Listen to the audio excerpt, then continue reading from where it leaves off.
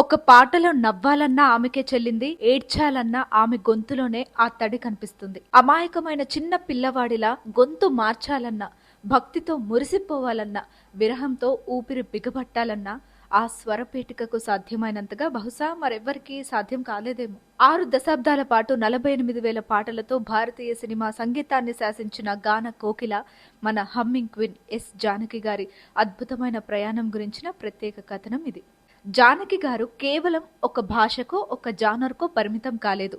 తెలుగు, తమిళం, కన్నడ, మలయాళంతో పాటు హిందీ, సింహళ, జపనీస్ వంటి దాదాపు 20కి పైగా భాషల్లో ఆమె పాడారు. జానకి గారి ప్రతిభకు దాసోహం అంటూ ఎన్నో పురస్కారాలు ఆమెను వరించాయి. 4 జాతీయ చలనచిత్ర అవార్డులు, 14 నంది అవార్డులు, ఆంధ్రప్రదేశ్ ప్రభుత్వం నుండి అత్యధిక సార్లు ఉత్తమ గాయనిగా రికార్డు సృష్టించింది. 11 కేరళ రాష్ట్ర అవార్డులు, 7 తమిళనాడు రాష్ట్ర అవార్డులు, కర్ణాటక ప్రభుత్వం నుండి ప్రతిష్టాత్మక రాజ్యోత్సవ ప్రశస్తి మరియు వివిధ విశ్వవిద్యాలయాల నుంచి గౌరవ డాక్టరేట్లు. అయితే 2013లో కేంద్ర ప్రభుత్వం ప్రకటించిన పద్మభూషణ్ అవార్డును తన సుదీర్ఘ ప్రస్థానానికి ఈ గుర్తింపు చాలా ఆలస్యంగా వచ్చింది అంటూ నిక్కచ్చిగా తిరస్కరించిన ధీరత్వం ఆమెది. సాధారణంగా ఒక సింగర్ ఒక తరం హీరోయిన్లకే సెట్ అవుతారు, కానీ జానకి గారు 3-4 తరాల హీరోయిన్లకు ప్లేబ్యాక్ పాడారు. సావిత్రి, జమున, అంజలిదేవిల కాలం నుంచి మొదలుపెట్టి జయప్రద, జయసుధ, శ్రీదేవి, రాధిక,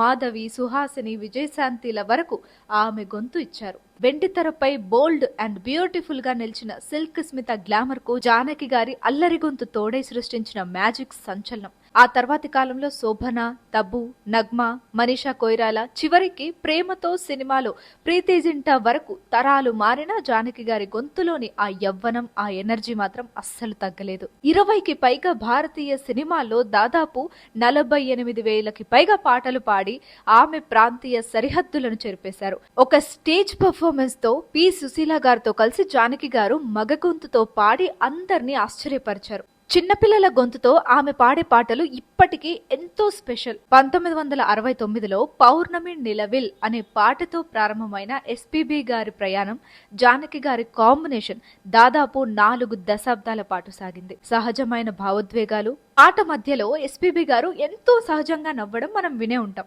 దానికి ధీటుగా, అంతే అందంగా, పాటలోని క్యారెక్టర్ కు తగ్గట్టుగా నవ్వును, హావభావాలను పలికించగల ఏకైక గాయని జానకి గారు. ముఖ్యంగా ఇళయరాజా గారి జీవితంలో ఈ ఇద్దరూ కలిసి అందించిన పాటలు సౌత్ ఇండియన్ సినిమా మ్యూజిక్ ను నెక్స్ట్ లెవెల్ కు తీసుకెళ్లాయి. పాటలోని పదాల కంటే పాటల మధ్యలో ఆమె ఇచ్చే హమ్మింగ్స్, మూలుగులు, చిన్న చిన్న నవ్వులు వినడానికి 2 చెవులు చాలవు.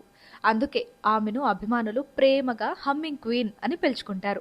ఆమె హమ్మింగ్స్ కోసమే ప్రత్యేకంగా కొన్ని పాటలు కంపోజ్ చేయబడ్డాయంటే ఆమె రేంజ్ ఏంటో మనం అర్థం చేసుకోవచ్చు. ఆడవారి మనసులోని ప్రేమను, ఆరాటాన్ని, అంతరంగిక కోరికలను పాటల రూపంలో ధైర్యంగా పలికించిన స్వరం జానకి గారిది. తమిళ, తెలుగు సినిమాల్లో సిల్క్ స్మిత స్క్రీన్ ప్రెజెన్స్ కు జానకి గారి గొంతు తోడే సృష్టించిన మ్యాజిక్ అంతా ఇంత కాదు. సిల్క్ స్మిత గ్లామర్ కు జానకి గారి అల్లరి స్వరం ఒక నిండుదనాన్ని, గౌరవాన్ని తెచ్చిపెట్టింది. భావోద్వేగాలను ఇంతలా జీవించి ఇంత సొంతం చేసుకొని పాడగలిగే గాయకులు చాలా అరుదుగా ఉంటారు. అందులో జానకి గారు అగ్రగణ్యులు. 2013లో పద్మభూషణ్ అవార్డును తిరస్కరిస్తూ తన ప్రతిభకు ఇది చాలా ఆలస్యంగా వచ్చిన గుర్తింపు అని చెప్పిన ధీరత్వమే ఆమె వ్యక్తిత్వం. జానకి గారు కేవలం పాటలు పాడలేదు, ఆయా పాత్రల్లో జీవించారు. అందుకే ఎస్పీబీ గారు ఎప్పుడూ అనేవారు, జానకమ్మ పక్కన పాడుతున్నప్పుడు చాలా జాగ్రత్తగా ఉండాలి, లేదంటే తన ఎక్స్పీరియన్స్ తో మనల్ని దాటేస్తారు అని. 88 ఏళ్ల వయసులో ఆమె భౌతికంగా మనల్ని విడిచి వెళ్లినా, ఒంటరిగా ఉన్న రాత్రుల్లో ఓదార్పుగా, ఆనందంలో తోడుగా, బాధలో గుండె బరువెక్కించే స్వరంలా ఆమె మనతోనే ఉంటారు. పాట ఉన్నంత వరకు జానకమ్మ మన హృదయాల్లో బ్రతికే ఉంటారు. ఆమె పాటకు మరణం లేదు.